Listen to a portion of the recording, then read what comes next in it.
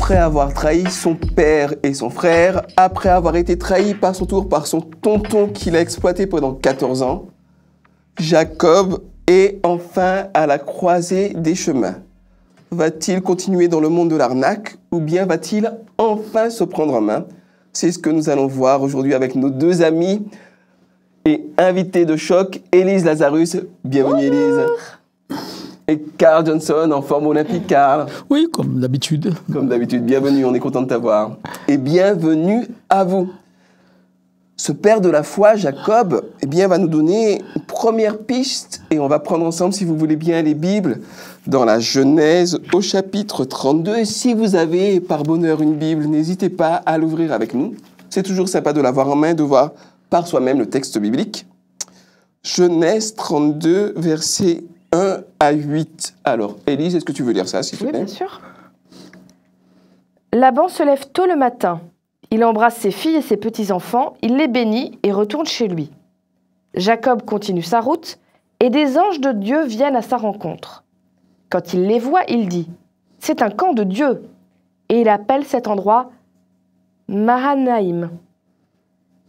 Jacob envoie devant lui des messagers à son frère Ésaü.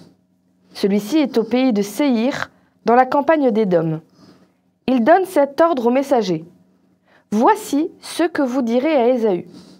Ton serviteur Jacob te fait dire ceci. J'ai vécu chez Laban et j'y suis resté jusqu'à maintenant. Je possède des bœufs et des ânes, des moutons et des chèvres, des serviteurs et des servantes. J'ai voulu te donner ces nouvelles, mon maître, pour que tu te montres bon envers moi. » Les messagers reviennent auprès de Jacob. Ils disent « Nous sommes allés voir ton frère Ésaü. Lui aussi vient à ta rencontre avec 400 hommes. » Alors, Jacob est rempli d'une peur terrible. Il divise en deux groupes les gens qui sont avec lui, les moutons et les chèvres, les bœufs et les chameaux. Alors, on commence par voir dans ce texte qu'il y a des anges de Dieu qui vinrent à la rencontre de Jacob. Mais c'est quoi un ange? De quoi est-ce qu'on parle? Est-ce qu'on parle de petites créatures qui ont des ailes et qui volent, habillées tout de blanc, avec des trompettes ou des petits chœurs? De quoi est-ce qu'on parle exactement? Qu'est-ce que c'est qu'un ange? Est-ce qu'on peut avoir un éclairage? Dans le monde des religions, il y a le concept de l'ange est présent. Dans les trois monothéismes, ça se ressemble. Dans les religions non chrétiennes, on parle beaucoup plus d'esprits méchants ou d'esprits favorables, mais et les rôles sont pratiquement les mêmes. La Bible est remplie de la présence des anges. Et est-ce qu'il y a une réplique dans le monde séculier de cela? C'est intéressant de savoir comment le monde séculier réagit, et parce que nous sommes quand même dans un contexte de racines chrétiennes. Je me rends compte que dans la publicité, on voit souvent des anges avec les ailes toutes blanches, comme tu viens de les décrire. Tu vois, Hollywood, dans plus d'un film, se représente des anges. Mimi, l'ange gardien, tout le monde oui. l'a vu. Tu Joséphine, l'ange gardien. Joséphine, oui. C'est Joséphine, l'ange gardien. Je crois qu'on l'appelle Mimi aussi. Mais... Non, Mimi, Mathis, c'est la... oui, c'est l'actrice, c'est ça, oui. C'est ça. Mais finalement, quand on va en profondeur, par extension, peut-être le personnage de l'ange biblique, on ne le retrouve pas systématiquement, mais il y a toujours dans le langage moderne ce sentiment d'esprit, d'onde, de protection qui vient de ceci ou de cela. Le vocabulaire du New Age est rempli d'éléments qu'on peut rapprocher. Mais je dirais que c'est surtout dans le monde biblique que nous voyons avec la famille trinitaire, Dieu le Père, le Fils, Saint-Esprit, ensuite la famille des anges qui sont restés obéissants, et les anges déchus, etc. Et saint Paul, dans une de ses épîtres, dira, ce sont tout simplement des esprits au service du salut des hommes. Nous voyons quelques anges, l'ange Gabriel, par exemple, présent à des moments particuliers de l'histoire du salut, n'est-ce pas? Et Jésus est entouré d'anges. Même il dit, je peux faire venir une corde d'anges alors qu'il était menacé.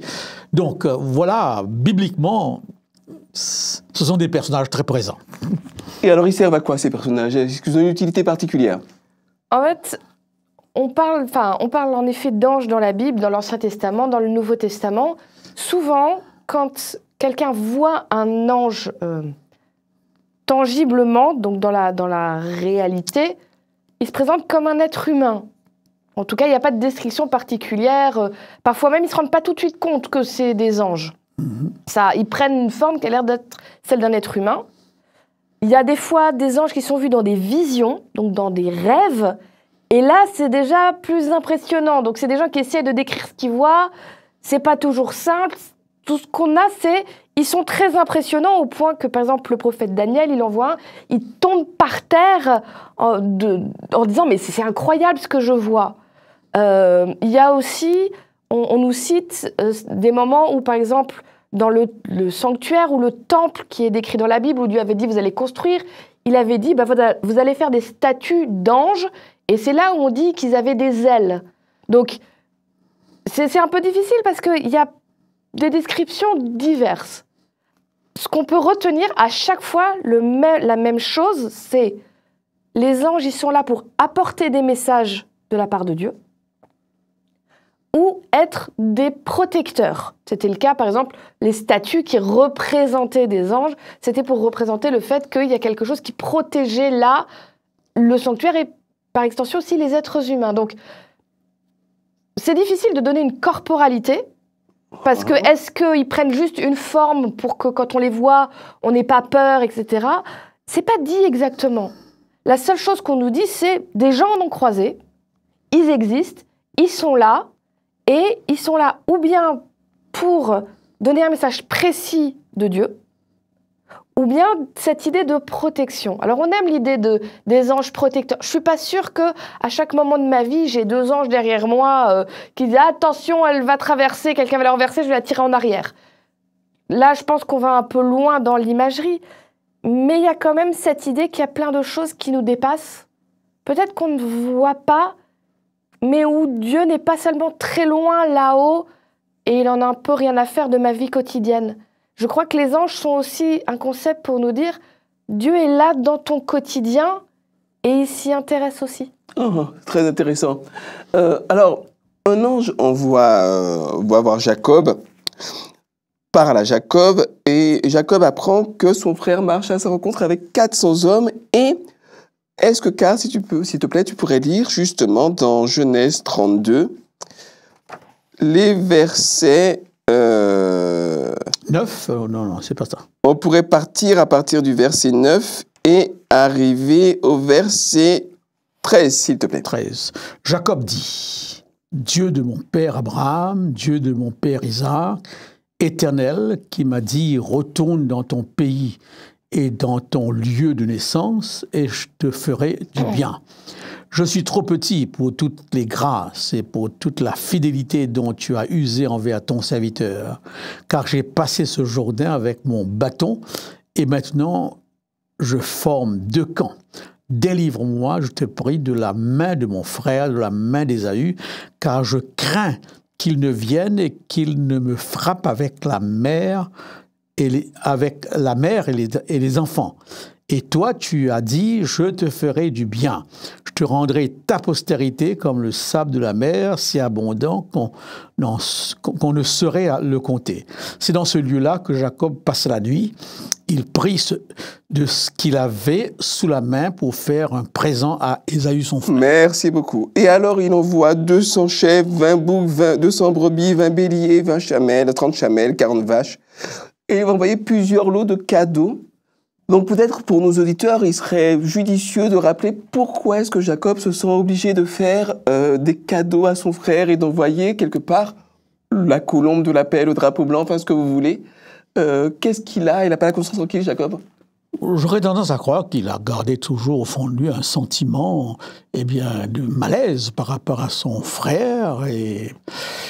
Et là, on a un peu l'impression qu'il a toujours une image d'Ésaü qui va se venger.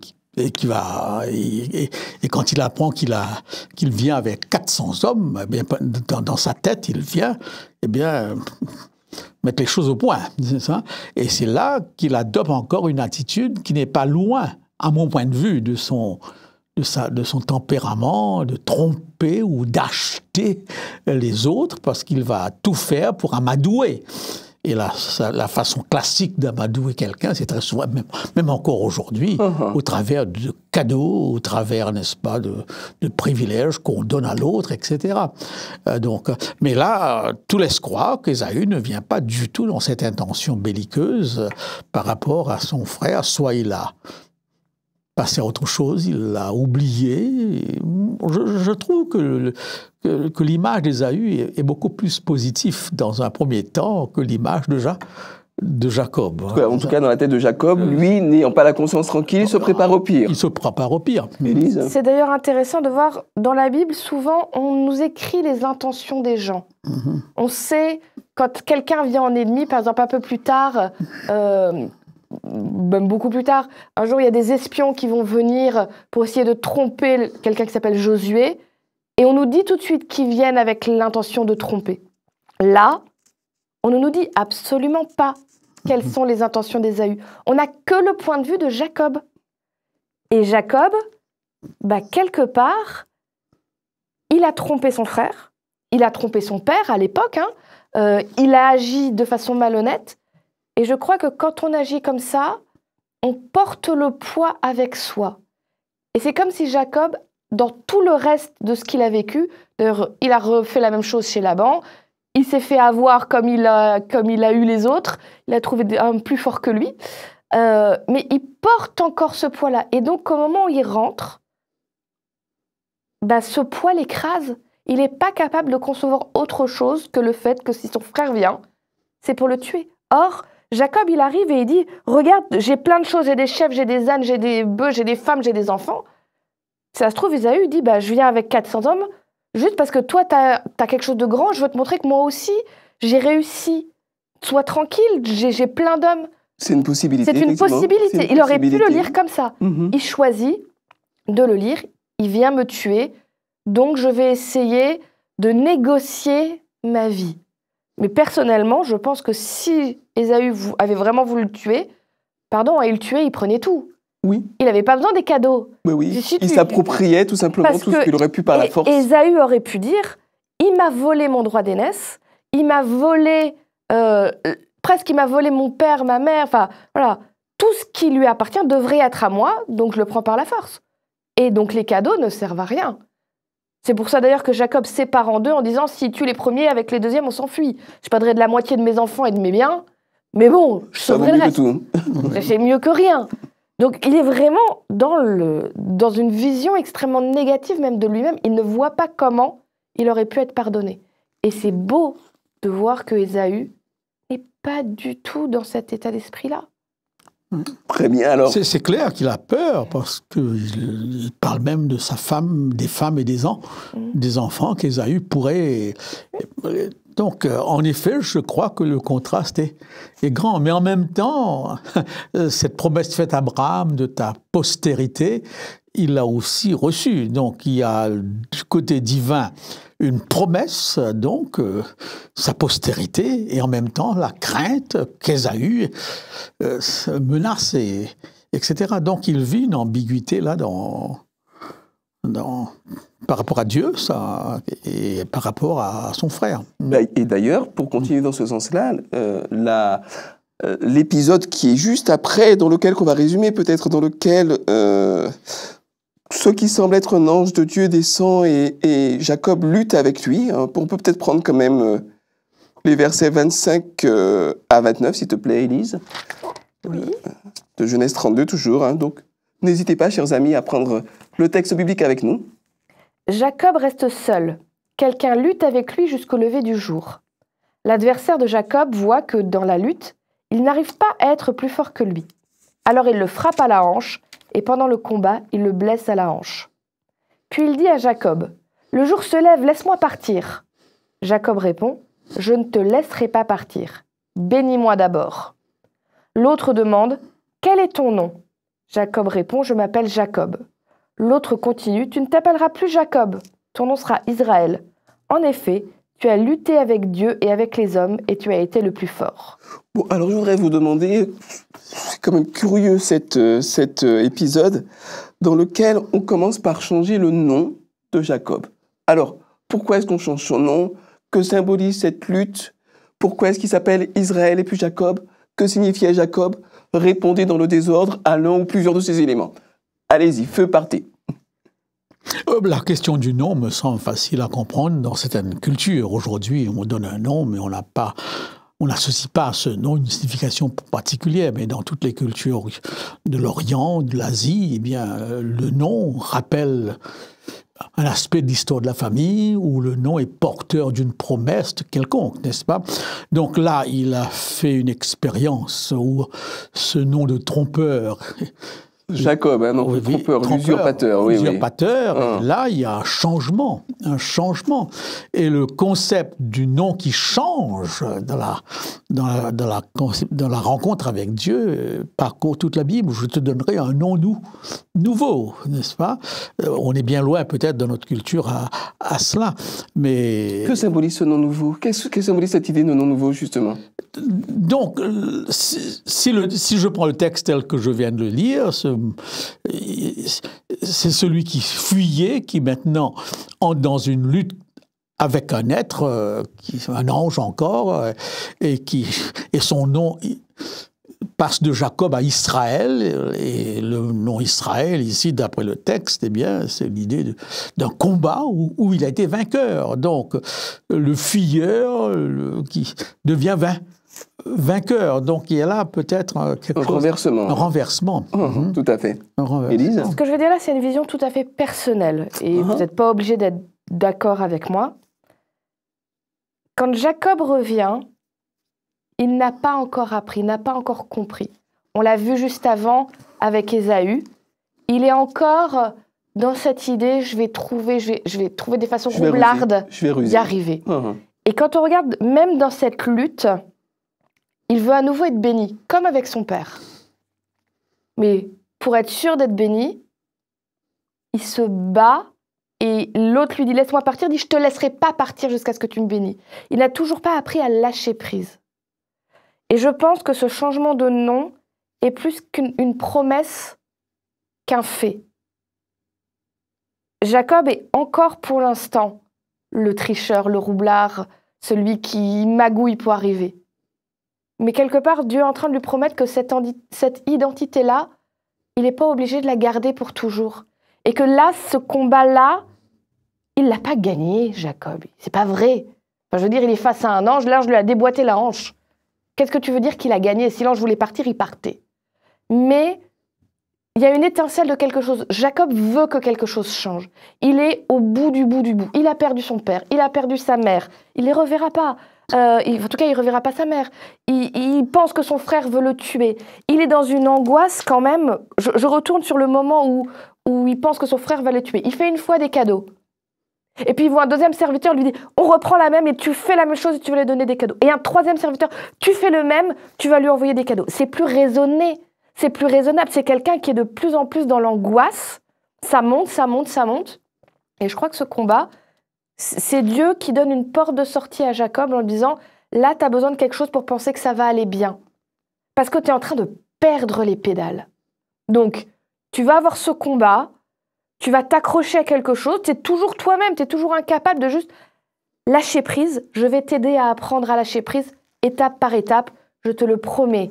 Tu ne seras plus Jacob, tu vas devenir Israël. Et là, je fais le lien avec nos vies. Je ne sais pas si vous connaissez cette phrase, je meurs d'un tas de choses qui ne me sont jamais arrivées. Tu veux expliquer un petit peu cette phrase? Nos angoisses, 90% de nos angoisses sont sur des choses qui ne se passeront jamais. Parce qu'on se fait les pires scénarios dans la tête et ça monte, ça monte. Surtout pour les personnes qui ont tendance à l'angoisse. Ça prend une place énorme et écrasante. Et je pense que Jacob était un grand angoissé. Ce qui explique qu'il essayait de trouver des moyens de faire baisser l'angoisse en disant « Je vais trouver un moyen pour que ça passe et être sûr et être tranquille. » Et ce moment-là où Dieu change tout, en lui disant « Je vais t'apprendre t'as touché le fond, je vais maintenant t'apprendre à agir différemment. » Dieu veut le proposer dans nos vies aussi. Alors on ne va pas combattre un ange, on ne va pas faire de la lutte, mais ce fait de Dieu qui te dit « C'est pas une fatalité ce que tu ressens pour l'instant. Et là, je voudrais vraiment parler aux personnes qui peut-être que tu vis dans l'angoisse, peut-être que c'est quelque chose qui plombe ta vie. Dieu veut t'apprendre, veut être avec toi pour t'apprendre à être moins dans l'angoisse. Et je sais que pour moi, c'était un vrai problème. J'étais une enfant extrêmement angoissée, avec un besoin de perfection constant. Et à quel point c'est un soulagement, une respiration profonde d'apprendre avec Dieu que ça va aller. Si tu te trompes, si tu tombes, c'est pas grave. Dieu sera avec toi pour t'aider à te relever et continuer à avancer. T'as pas besoin de trouver des chemins dérivés pour que ça passe quand même. Suis la voie que Dieu propose, suis tes valeurs et il va être avec toi et tu vas pouvoir arrêter d'angoisser tout le temps. Et c'est suite à ça que Jacob a vraiment commencé à changer. Ouais, deux approches très intéressantes et complémentaires. Merci beaucoup. Merci de nous avoir suivis. Nous avons plaisir à partager ces moments avec vous. Nous vous disons à très bientôt. Au revoir.